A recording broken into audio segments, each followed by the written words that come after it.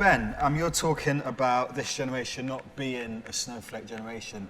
A lot of universities are having no platform zones. Essentially, they are saying we don't want certain speakers to come to our universities because they're offensive. You know, people go in to do these talks into education, and you look at it and you think sometimes they're not the right people to be going in. You have to be careful not to bring in views which are going to distort their education at that point, because at the same time they're there. That's basically students saying, I can't take your view because I don't believe in it, so I'm going to be offended and just not interact with you. That is a snowflake person. I think it's destructive views which get to that point. So views that actually, like, you know, separate and create hate. But who decides what's a destructive view? If you're inciting violence and you're inciting hate, I don't think you should have a platform in a university, because actually that's not what university is about. I think, of course, it's about difference of opinion, but equally, I mean, you know, there's people who have views which are, you know, like wrong and discriminatory. So you don't think students get more offended these days?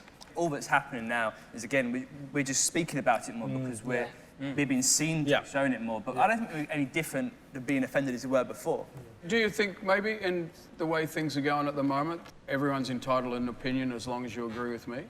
I think that mindset is starting to come in, and I think that's a bad thing that it's coming in. Yeah. But I think, unfortunately, society's starting to do that because of, again, how controlled education is trying to be on us. You see in universities, you get the same speakers every year come in, year in after year in after year in, and it's because they're scared to go out of their comfort zone. And I think the problem comes down to maybe who they're choosing, but the person doing that needs to almost be a lot more closer aligned to the students. I just think this generation is one of the most equipped and exciting generations, and the potential and possibilities within it are way beyond where I was at the same age bracket. Well, I think if we're going to go back to the being easily offended generation, I would kind of almost agree with it in the sense that it's a lot easier to be offended and get everybody else on your team. So now it's a lot easier to be like, I'm offended and I'm right, and everyone else around me says I'm right, therefore you're wrong. Yeah. And I kind of don't like that attitude about our generation, and I think that the internet and social media has helped that become a reality. The challenge is to turn opinion into action. And action actually is probably the greatest disqualifier of the criticism. You stick at something long enough and you go about something long enough and you tend to outlive your critics. Yes. Right, let's head over to Team 2 to hear their 60-second thoughts. Okay, our first contestant is a big fan of the phrase, good things come in small packages. It's Miranda. Miranda, which millennial mindset are you challenging? The mindset is the flexi generation is the lazy generation, which I disagree. At the age of 15, I got my first job. I was expected to maintain school and work. By the age of 17, I had to take on a second job, still expected to maintain 2 jobs and school. By the age of 21, I learned what it looked like to get a job done.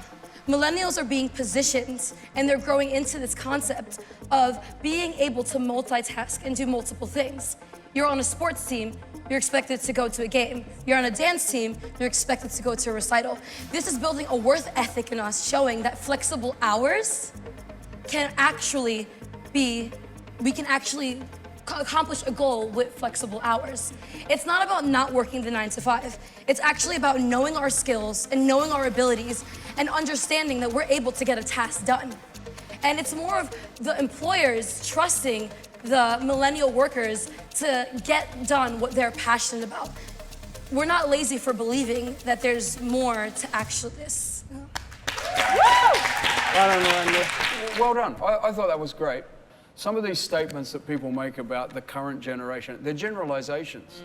And when there's people like you and you go, well, hey, this is a reality of my life and I think I represent this generation, that's counter to the generalizations that have been made. So well done. Yeah, it's good.